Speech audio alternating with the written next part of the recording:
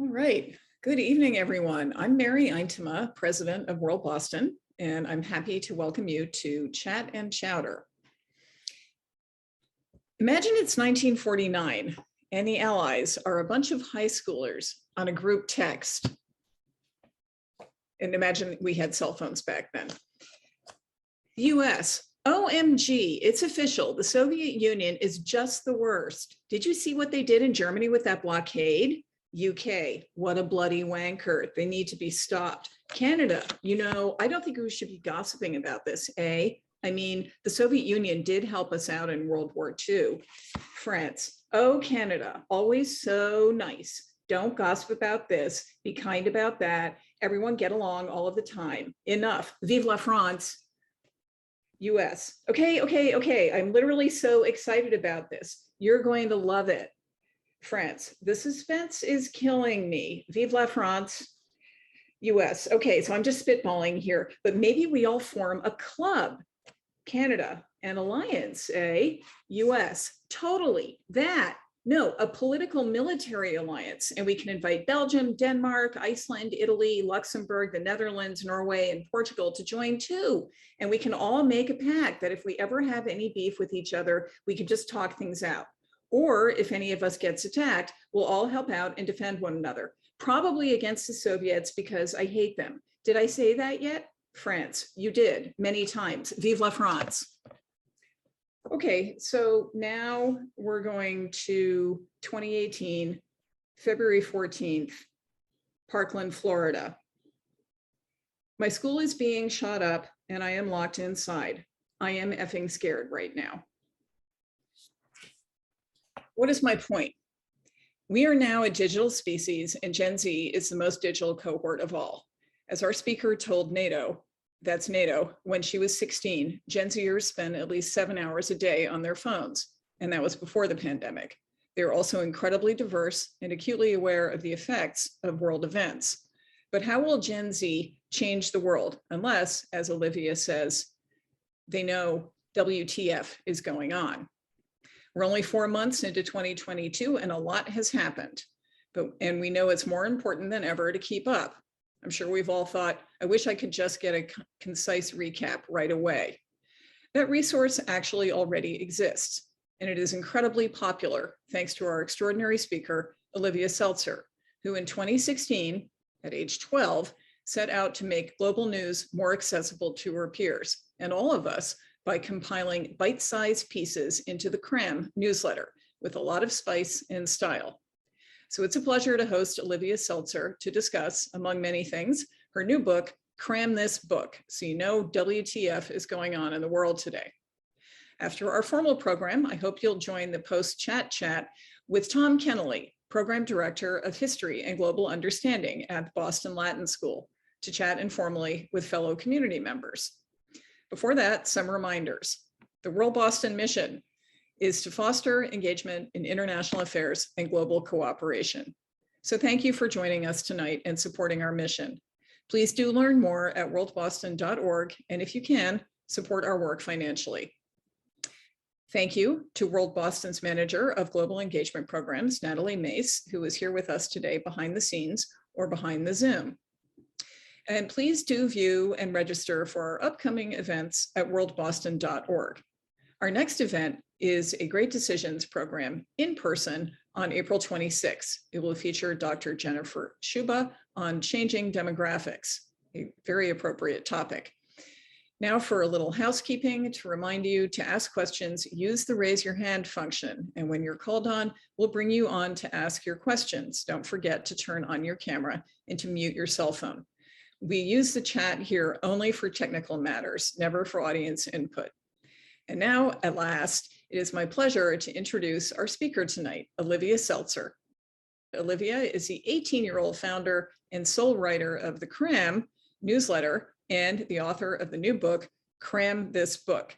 Olivia, thank you so much for joining us. Thank you so much for having me. I'm so honored and excited to be here. And you're with us from California, so we appreciate you're zooming in. I actually have lots of questions. I imagine our participants have questions too.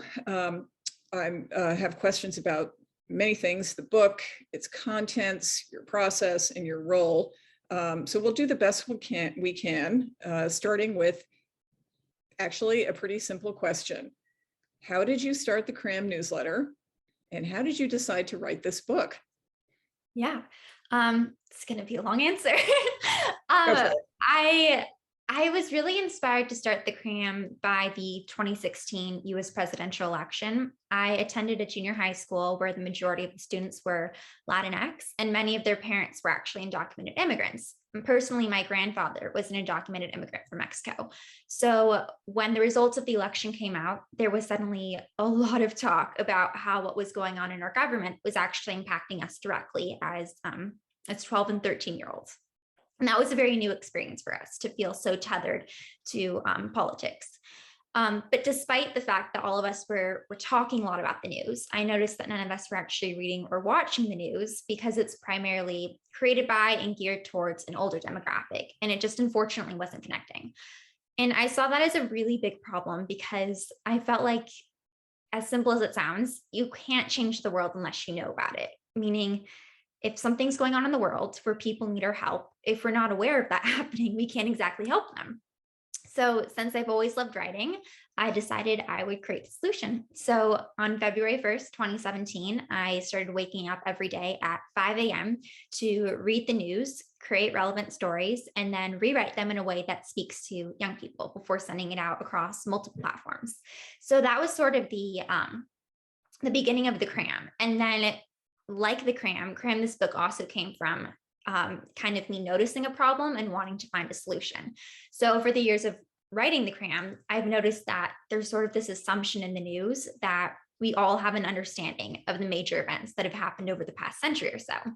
But in reality, a lot of us don't. And it can make it really hard to actually grasp what's going on in the world today, because so much of what's happened right now has its roots back years and years and decades, if not more. So I felt like that was sort of this big barrier of entry to young people and really anyone understanding the news today and understanding what's going on today. So again, as with the Cramm, I decided to start typing and start creating the solution, which turned into Cramm This Book. Great. Do you feel that you had to learn a great deal to write this book, or did you kind of know the topics that you were covering? Because I mean, you're 18, right? And many of us who are multiples older don't know these topics. Yeah, I mean, there were some topics, I would say a lot of the topics in the movement section, which deals with some of the greatest social protest movements of our time. I had more knowledge of those because some of them I was actually writing in real time. Some of them I even had to go back and update because I had already written them and then more had happened in real life. Okay. But there were a lot of topics that I completely had no idea at all about, but knew that was essential for me to know because it kept coming up in the news again and again and again. And I would try to educate myself so I could understand what was happening as I was writing current events news. But I felt like I really just needed to do a deep dive. And I wish that I had a book like Cramm This Book. So actually, the way that I went about the outline for the book was literally just thinking about like, okay, what do I not know enough about that I wish I knew more about? And then that's what I put in the book. Fabulous. I will say, well, two things I actually want to point out. First of all, folks, I started reading the Cramm daily newsletter probably 2 years ago, and I didn't know until the book came out that you're in high school, right? I thought it was just like this fun thing, that fun and very very well done. It's, as I said, it's spicy, but it's respectful and extremely topical. So I want to mention that. And then also this does actually prove to be a very handy reference if you quickly want to remind yourself, oh, what's this or that. So I was wondering, that being said, if we could kind of do a tour of your table of contents. because it is a little unusual the way that you've set it up. A very, very famous author from a very important think tank had a very successful book, let's see, a year and a half ago, that's supposed to be kind of like a, tour of the horizon of current world events. And I don't think had half as an imaginative take as you do, including, movements and isms and so forth. So could you kind of walk us through the arc of the book? Yeah.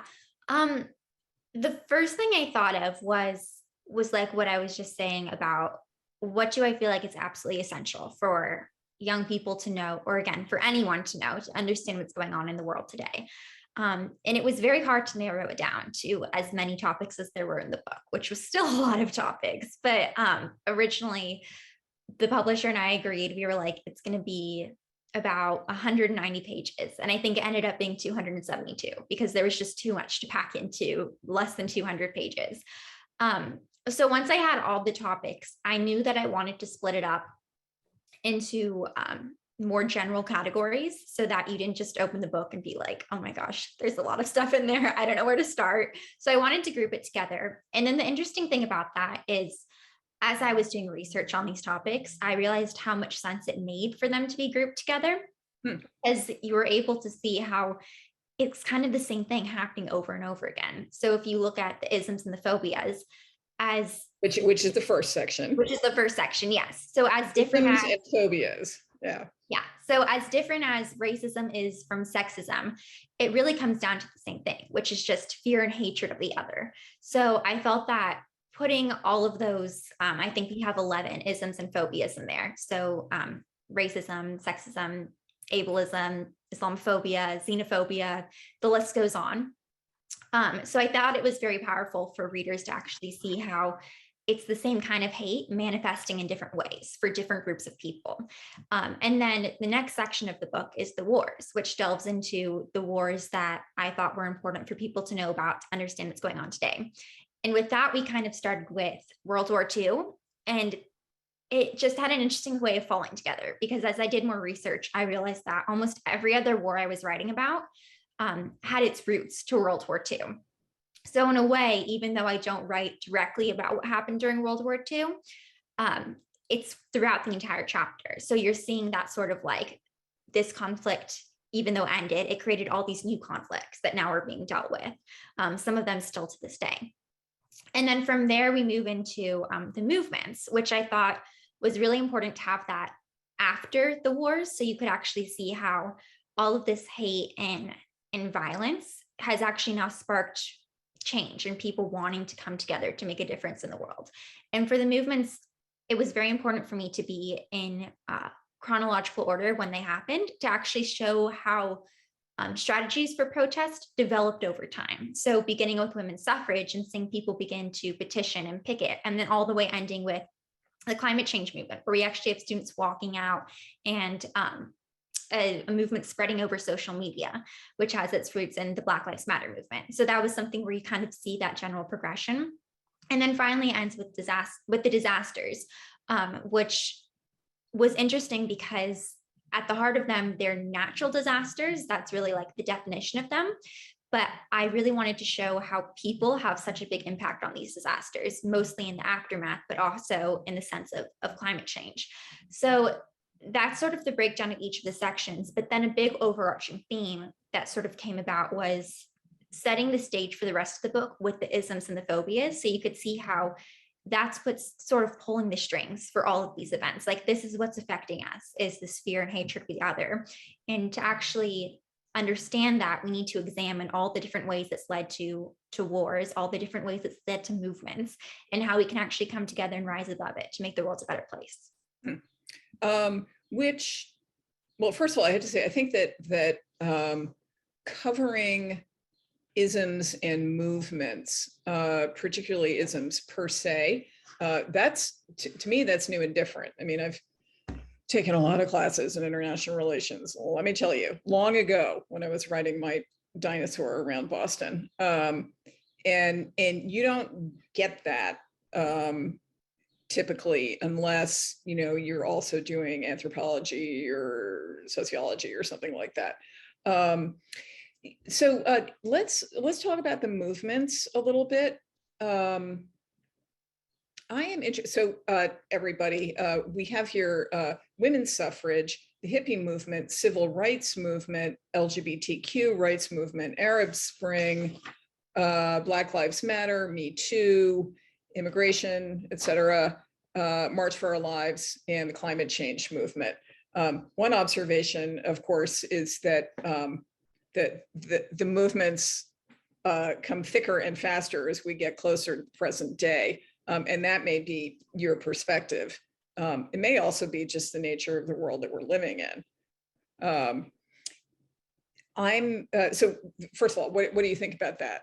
Do you feel like there are more important movements now than there were, 120 years ago? I wouldn't say that, but I would say that there's more accessibility to joining movements than there used to be, I would say, because we're all able to participate, even if we're not there. Like, if you are not, say, with Greta Thunberg walking out of school, you're still able to participate, whether online or at your own community. And you're able to find out about it because we have the internet and social media. So I think that there have been more movements that have been more accessible to young people to get involved with, which was very important for me to showcase. Okay. But another thing too about the movements and about the book in general is that, unfortunately, as much as I wanted to, I wasn't able to talk about every movement that happened or every event that happened. So I really had to pick and choose which I thought were the most relevant, which skewed heavily more towards recent history, because you could either look at it as an unfortunate or fortunate thing. You've had a lot of movements lately, a lot of need for change. Right. They also have their roots in a lot of movements that came decades before that I also wanted to show. Mm-hmm. And certainly the digitization of life in some ways makes organizing easier in some ways. So there is a great deal of content in here. What was the most challenging for you? By far, the most challenging section was the Israel-Palestine conflict, because and it's also the longest. I found incredibly useful, I have to say. I thought it was very clear, and the maps and everything are very helpful. I appreciate that. I believe it's the longest chapter in the book because I knew that there were parts of the book where I felt that I could play with my voice a bit more as a writer and as a young person, where I could sort of inject more of that into it. With Israel-Palestine, I knew that it had to be exactly the facts of what happened, like straight up that, nothing else. And of course, the whole book is facts. It's accurate. It's been fact checked by experts and professors and journalists. But I knew that there was no room to extrapolate or add in any commentary or anything like that, because it is so divisive and there are so many people whose lives are being affected in a very real way in the moment. And it's also, extremely controversial as to what's happening in the first place. There's a lot of debate over that. So for that chapter, I actually did a complete timeline, starting from when it started, going all the way up until now. And that was something that had to be updated too, even after my final draft was turned in, because more was happening. And that was if I can interject here, you've mentioned how you have what are we supposed to say now? I can't recall. Anyway, undocumented immigrants in your family background. And certainly, I've heard you talk about this elsewhere. Anti-Semitism was part of what got your family started in the US. Maybe you can mention that. Yeah, and that was another reason too that Israel-Palestine was so tricky for me to write about, because regardless of your beliefs, growing up Jewish, the concept of Israel and the reality of it means something very different than it does to someone who is non-Jewish. So there are different conversations happening and perhaps different biases that I felt I wanted to break out of and educate myself on when I was writing that chapter. So I really, really wanted to do justice to the story and to the people whose lives were being affected. So I had a number of experts, people who were human rights advocates working in Israel and in Palestine. Palestinians review it, Israelis review it. I wanted people from every side of the conflict to read over and review it to make sure that they felt like it was what was most true to their story. And there's nothing that I tell people to think ever in the book, but I do want people to be aware of the human rights at stake and the peoples whose lives are at stake, and understand that it's very important not to just sit idly by and talk about what's happening, but to actually actively participate. Great, thank you. You're actually you're segueing to my very next question, which is a question of neutrality. I mean, you are a journalist. Then I'm going to try and fit in one more question. I have so many questions for you, but you are a journalist, and there's ethics of journalism, even if you're a commentator rather than a reporter per se. How do you maintain neutrality? Is it challenging? And where have been the thinnest places, the moments, whether in the book or in your newsletter, where that has been most challenged, or have you been challenged from the outside in terms of neutrality? Yeah, I've always been very committed to being non-biased, nonpartisan, and neutral, because I knew that my friends didn't have any news source to turn to that they felt connected with them. And I didn't want to create one that aligned with my political beliefs that did not align with one of my friends' political beliefs. And then they were still left feeling alienated and without a news source that connected to them. So I've always known I wanted it to be neutral. Okay. I will say that as a journalist, I think it's important to make decisions about putting out pieces that are not doing more harm than good. And I think that can sometimes happen when people work too hard to be neutral, or rather when people work too hard to show both sides of a story when maybe two sides don't exist. And try too hard to paint both sides in an equal light when maybe that's not accurately reflecting what's actually happening. So an example of that, like off the top of my head, is climate change. That's something where factually science shows that it exists, but sometimes people make an effort to be like, well, there are two sides to the story. And it's like, unfortunately, that is not accurate. Like, it does exist, but that is one of those things where people's definitions of neutrality can actually change, which I think is interesting. So I write the Cramm factually and scientifically. That's my goal. So I write about things having to do with climate change. Sometimes I'll get messages from people saying this is fake news, climate change doesn't exist. So that's sort of an interesting, I guess, an interesting divide that comes up where people actually begin to argue the definition of neutrality itself. And you're motivated, and we're going to get really philosophical here, but you were initially motivated because, as you've said in various places, you've always been very political. On the one hand, it must be a great temptation to engage. I mean, you have this superior command of events, and also I imagine that many causes would be thrilled to have you as an advocate. So, just for an example, a very touching tweet that I just read from a Parkland survivor. I imagine that the March for Our Lives crowd and those activists would be really thrilled to have Olivia advocating on their behalf. So how do you manage all that?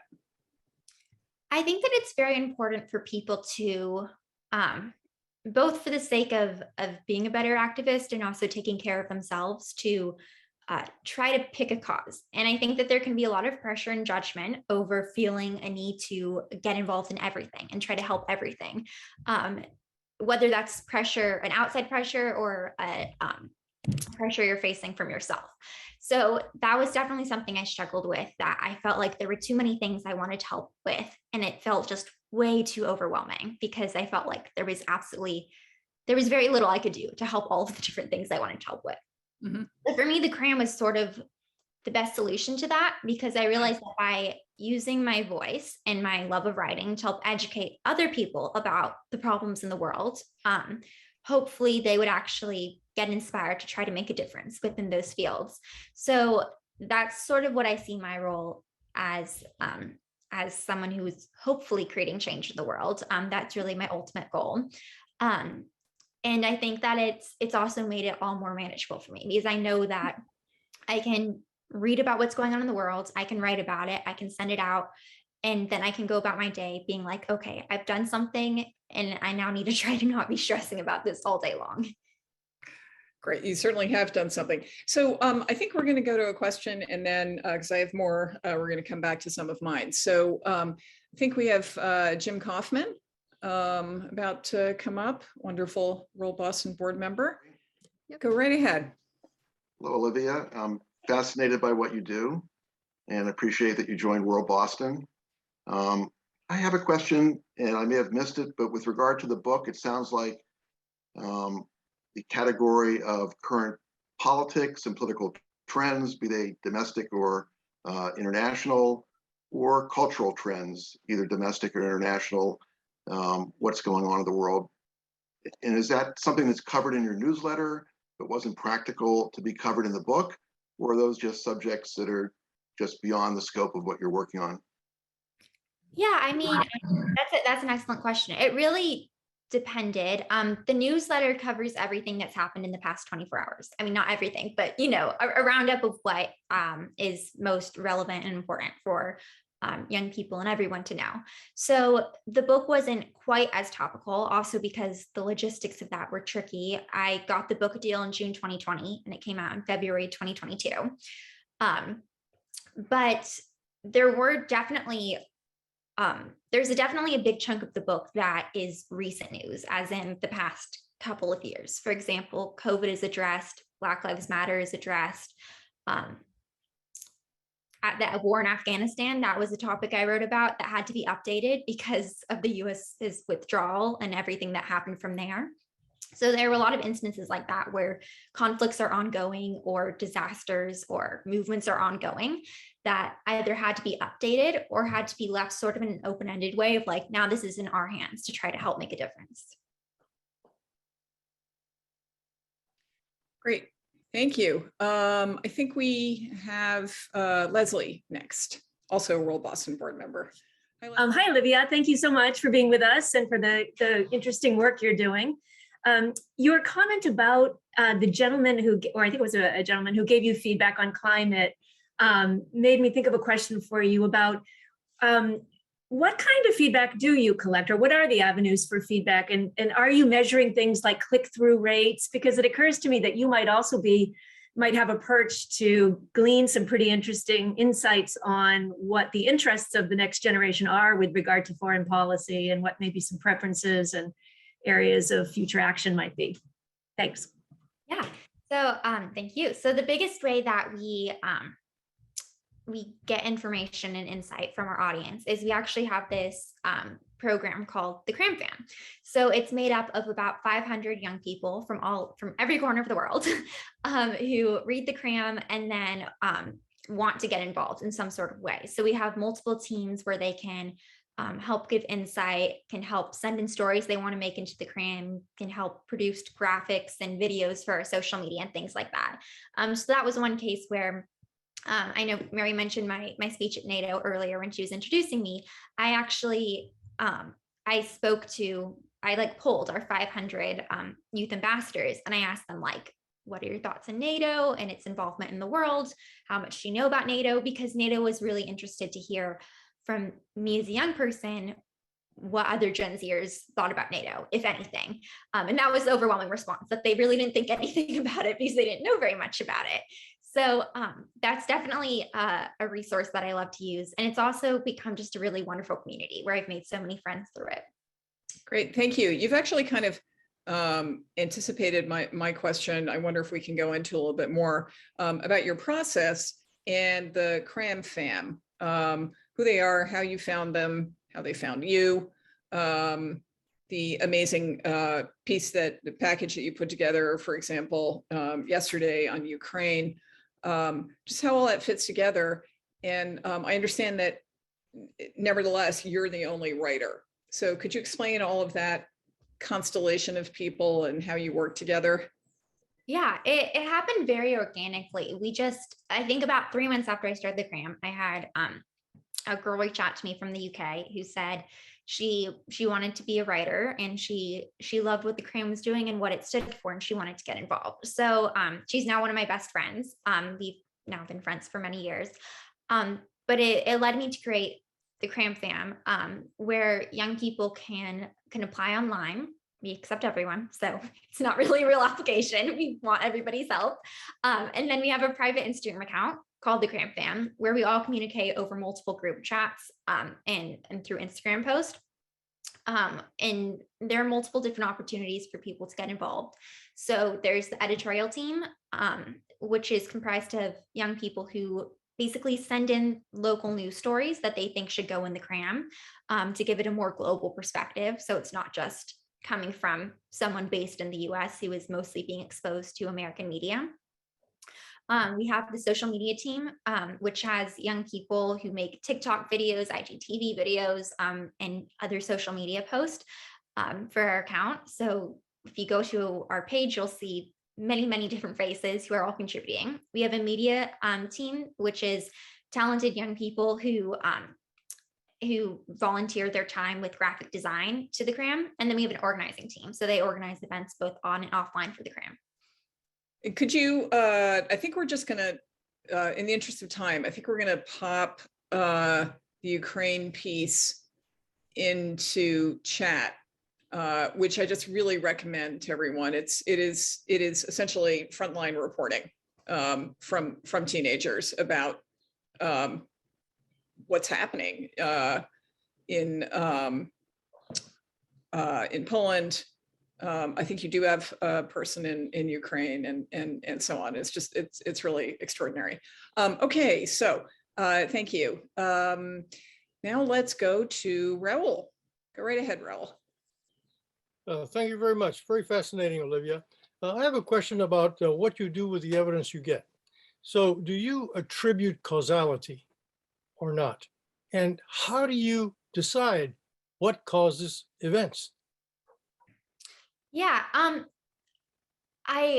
think an important distinction with the Cramm is that for the most part, with the video in Ukraine being a key exception, it's not original reporting. So it is in many ways a news aggregate. So I'm taking stories that have been done by wonderful, wonderful journalists from a variety of different news sources around the world, doing frontline reporting. And then I'm, in a sense, translating that into a newsletter format for younger people. So it is original in the sense that I'm doing the writing and I'm taking the evidence that they have come across in their reporting.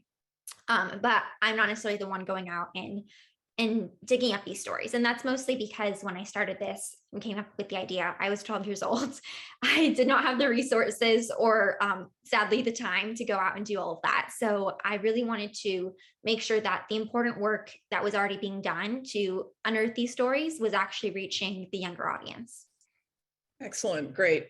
And I think it's so important for all of us to not read just our own narrow slice of things that we're interested in, So to have that broad overview of different sources is really valuable. Okay, so we're going to Joseph. Hi, Joseph. Oh, hi. This is what a fantastic experience to learn about the young people today, because I'm a peace activist and I find very few young people interested in international affairs or whatever, but this is fantastic. I have a question on Julian Assange, who's a journalist, and now he's in Belmarsh prison in London, and he's trying to be extradited to the United States. And do you have an opinion on that situation? Because he's a journalist as well. Okay, thanks. And if your opinions are, yours to share or not, given the rest of your job, Olivia, but. Yeah, I mean, I was going to say, I do get asked about my opinions on topics pretty often. And usually I I'm a very opinionated person. Like that's part of the reason why I started the Cramm, because I was so opinionated about things and I really was so frustrated that I did not have a voice as a young person. Those are opinions that I do my best to try to keep out of the Cramm and out of my work with the Cramm, because I'm really aware of how easy it can be for biases to slip into the news, especially when it comes to maybe not showing nuance or not showing the full picture or omitting certain stories or things like that. So for me, it's important for me to try to separate those things. But as far as like journalism itself goes, I'm very aware of the attack on journalists and very in support of continuing to support journalists. I think I read somewhere that journalism has now become one of the most dangerous jobs in the world. So I think it's important that we continue to support and protect journalists. Okay, thank you. So what do you make of the perception, Martin just mentioned it, that young people are not interested in current affairs, or I think he said international affairs, and we're obviously an international affairs organization, but you cover both. But what do you think about that? I think that people are not necessarily giving teenagers a fair chance to be interested in it, because it's really not an education we're getting for the most part. You take history in school and things like that, but it's for the most part a very US centric point of view. And it, unfortunately, there are obviously brilliant teachers out there who don't do this, but unfortunately, in many cases, it doesn't leave a lot of room for people developing their own opinions and actually discussing what's happening. It's more a feeling of being talked to or reading a textbook where it feels very dry and dull. So I think that young people are not necessarily given the chance to be interested in international relations. And of course, that's saying too, like the topics that I learned in school it's mostly history from 100+ years ago. That's not as relevant to what's happening now as things that have happened in the past few decades. It's still important to learn about, but I also think that there needs to be time given to things that have happened in the past few decades that are not printed in our textbooks right now. So I think that if you look at the young people who are actually educated about what's going on in the world, or if you look at, conversely, the topics that are reaching millions and millions of people over the world, such as the Black Lives Matter movement or school shootings, Parkland and things like that, you'll see a huge resounding movement of young people who are willing to get involved and to try to make a difference. So I think that the biggest thing people need to do is just be willing to listen. Okay, great. So we're going to go to Martin now. Martin, go ahead.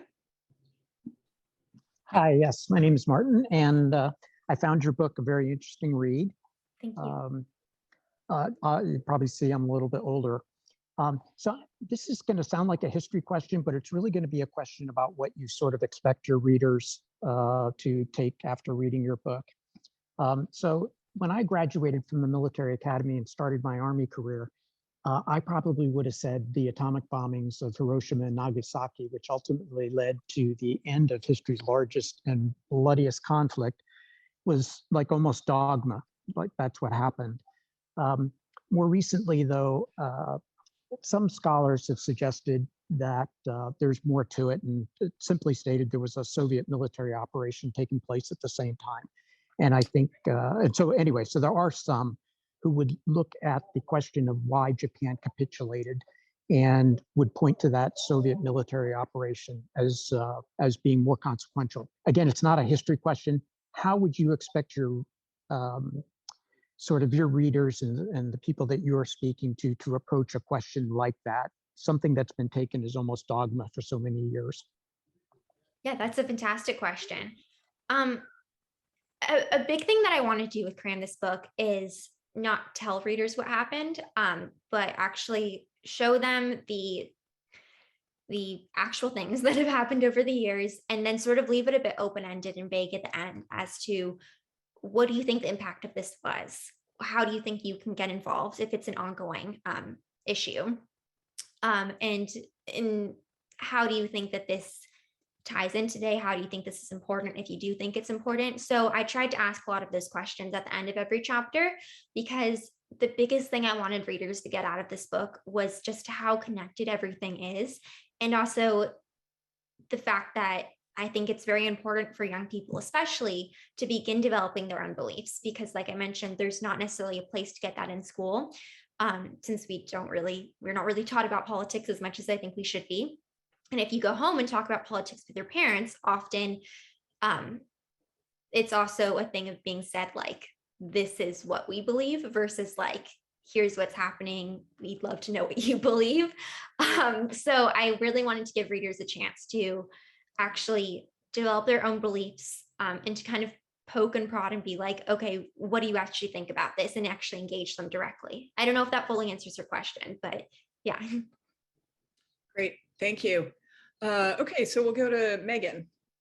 As an author, can you tell me about places that you've maybe received pushback, challenging places where maybe your voice as a young person or as a woman that you felt struggle in this career? Yeah, an interesting thing that happened, first with the Cramm, less over time, and then with Cramm This Book, was actually trying to convince people why it was needed.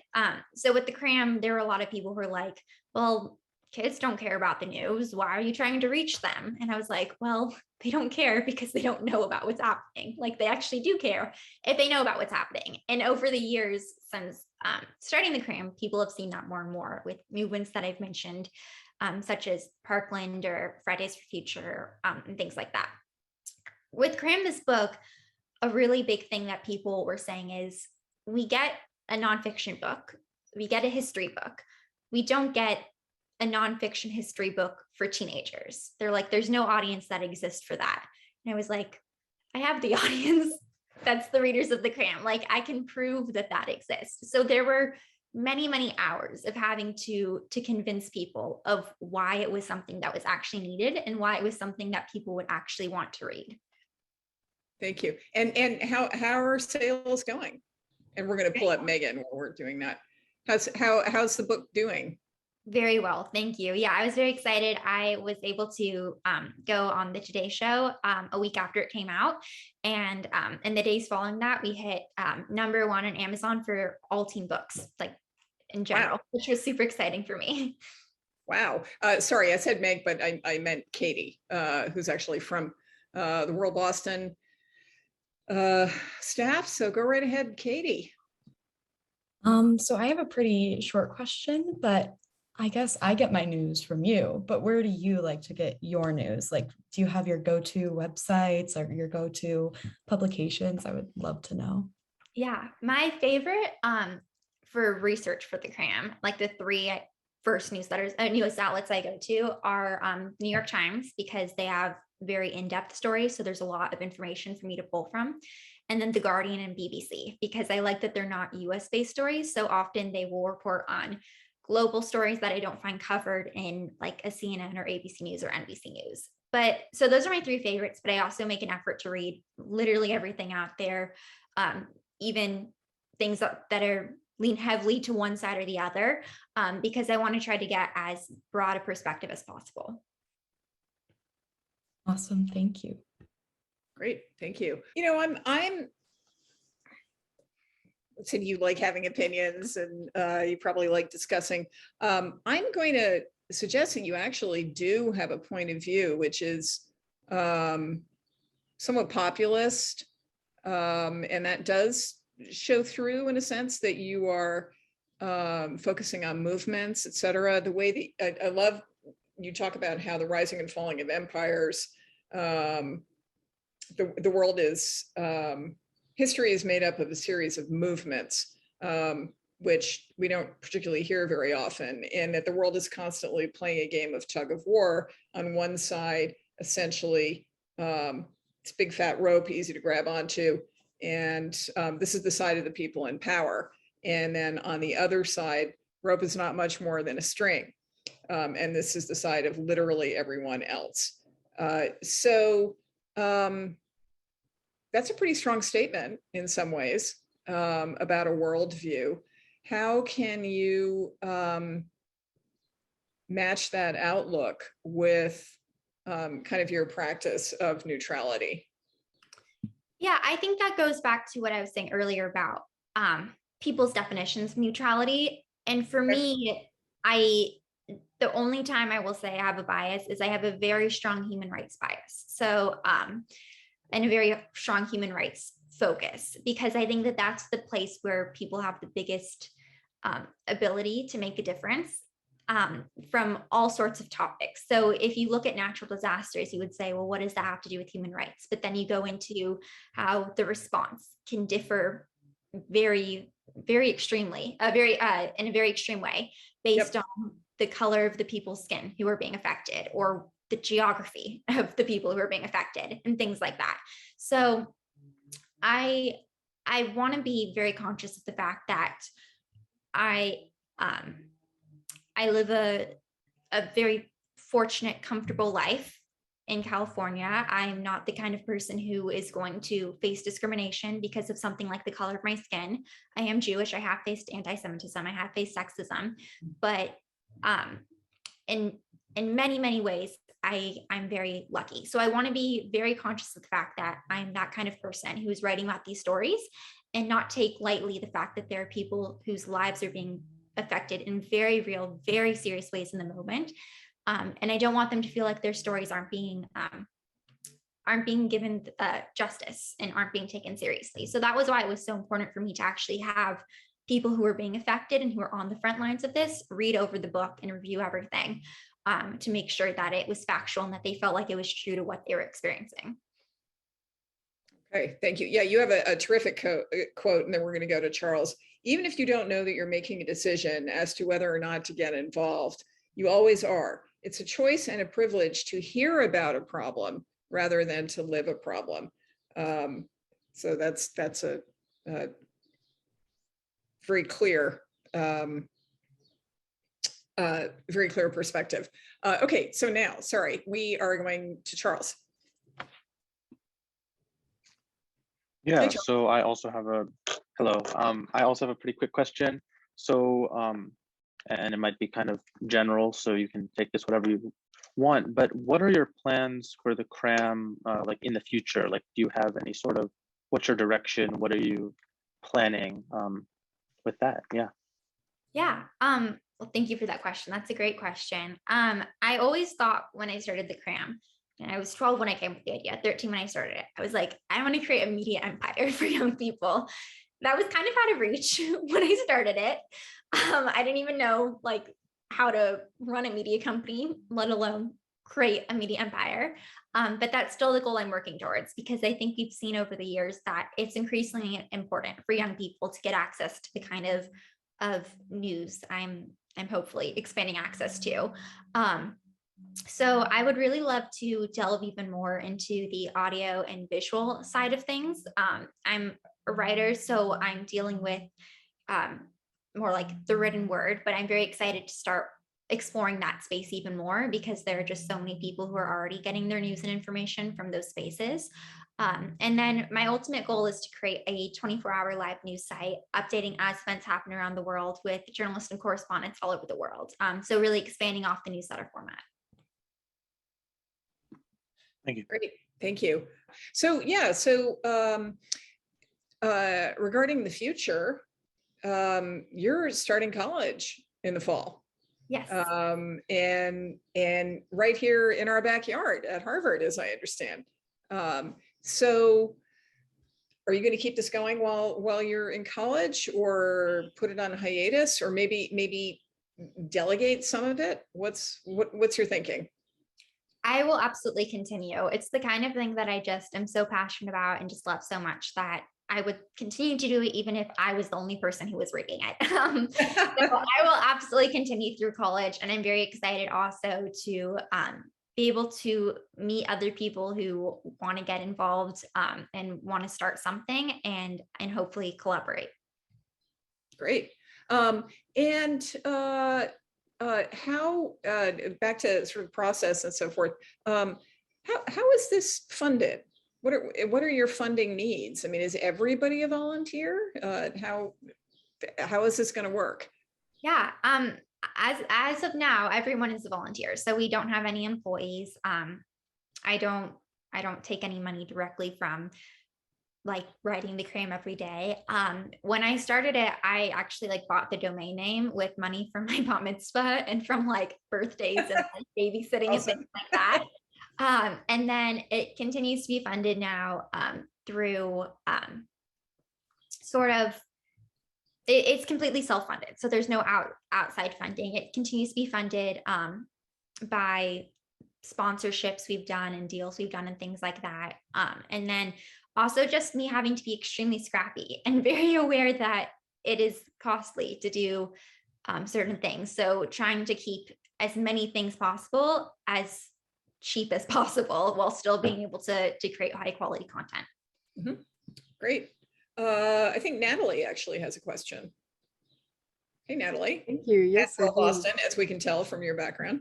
Yes, I know. I always relish in the opportunity to ask my own questions at these events. Thank you so much, Olivia.